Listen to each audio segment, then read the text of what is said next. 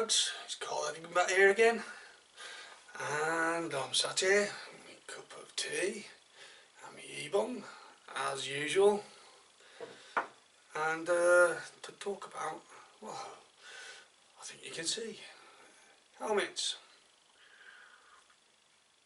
And I've got a decision to make. I've got to get rid of one because I've just bought this puppy here, and I'm going to go through my thought process with you. Anyway, I think what I'll do, I'll turf some of these off so you can actually see what I'm going to be showing you, and I think I've made a decision, but I'm not 100% sure yet. This might help. Well then, what we'll do, we'll start with my oldest helmet. It's nearly 4 years old now. It's basically got this season to do, and then it'll be done. But it's the only open face one I've got. I love open face helmets. I prefer a lot of times to not actually wear a helmet at all, but no, that's my choice. That would be my choice. I'd probably wear a helmet more often than not, but I'm going to keep this one, even though it is the oldest and it needs replacement soon, or within another year or so. I'm going to keep it because I really do want to keep an open face helmet. So that one is staying, and that is a Caberg Downtown SBT. It cost me about 90 quid, I think, something along them lines, but I like it.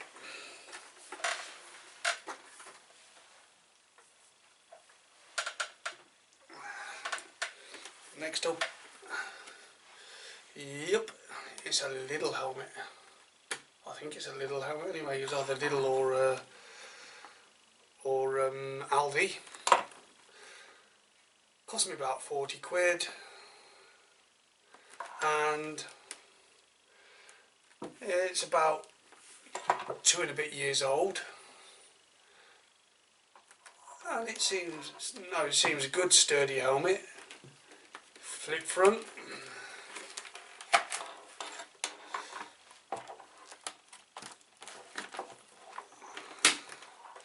Got nice enough vents on it. It does a sun visor. I don't know if you see that. It's got a sun visor that pops down on it.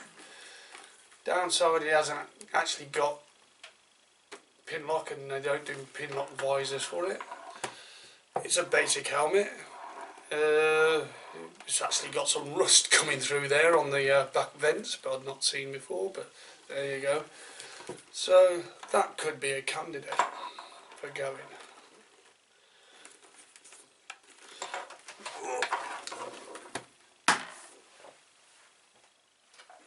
Next we have a Viper RSV 131. Now, I was shocked when I actually had a look on the Sharp site for this, the Sharp government website.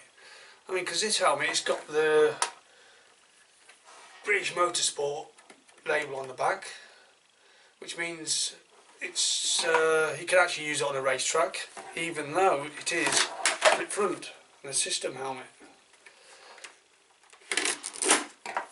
And one of the other good things about it was no, I've not actually mentioned it. It only gets 3 stars on the Sharp tests, because side impact is absolutely dire.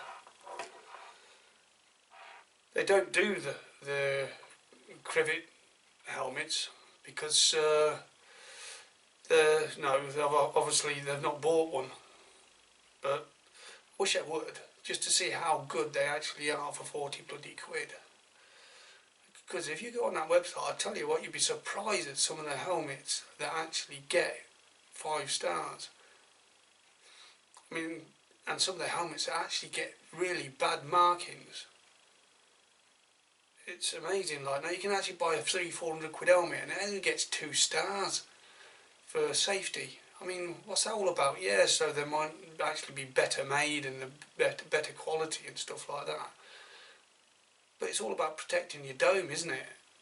That's the thing that the first prerequisite of a helmet.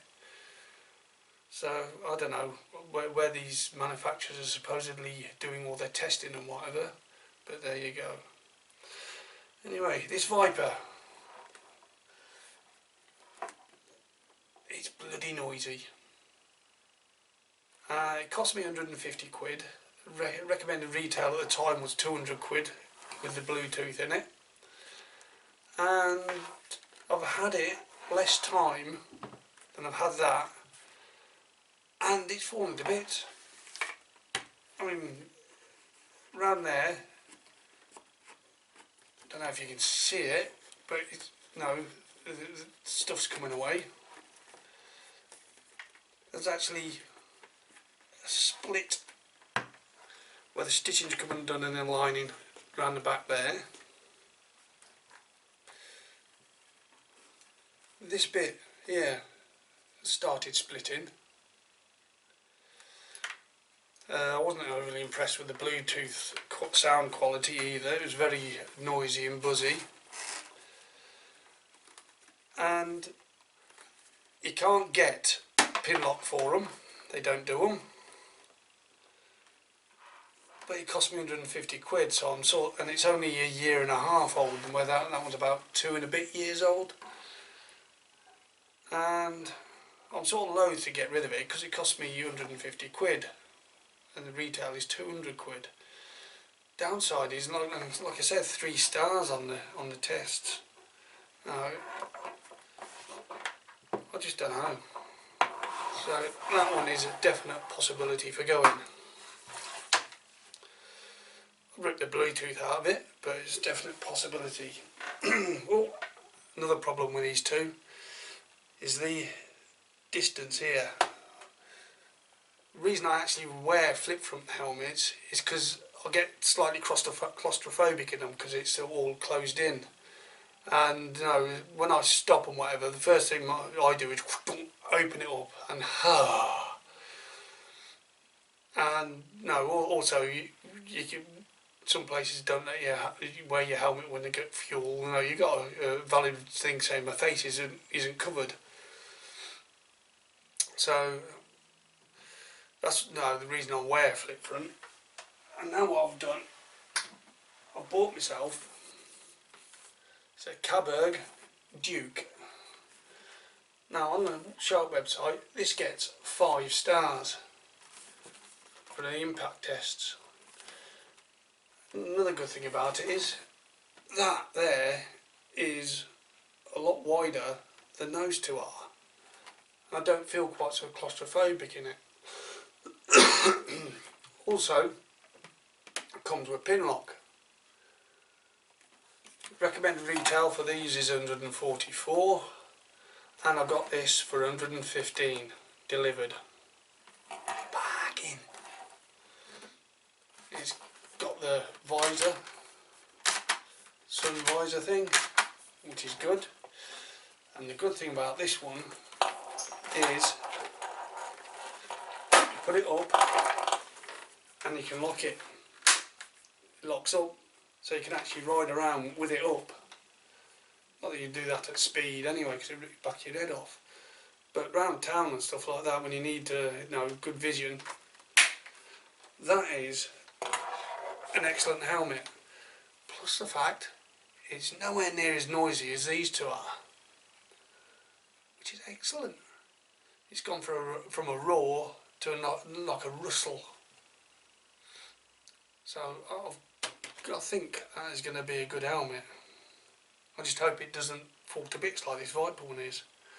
So long and short of it, I've got to make a decision out of these two, which one's going.